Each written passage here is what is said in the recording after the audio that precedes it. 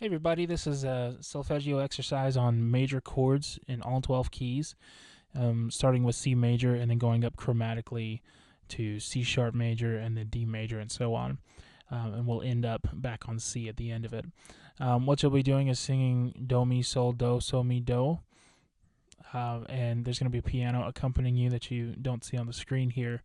And you're going to get 6 counts and then you'll start in. So let me play for you what that will sound like.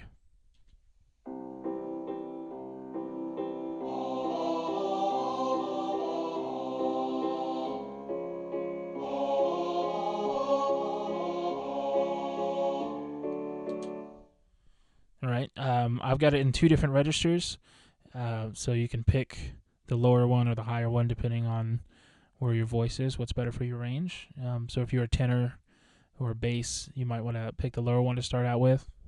Or actually, it's going to be a C, but the lower one. And then if you are an alto or soprano, you might want to start with the higher one because you go a full octave in this exercise.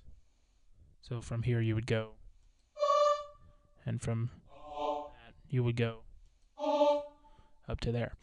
Um, 2 things to note about what you're going to see on the screen. You're going to see this blue part over here, which is just something that Sibelius tells me about what's going on behind here. It's what I'm writing, but not what I'm trying to give you an example here. So if it's showing you something like this, that means that this section over here is in C sharp, and then we've got the key change here, and that's now going to be in D, and then you'll just follow that. Of course, you'll be able to follow the piano in your ear probably more than you'll be able to follow the key signatures.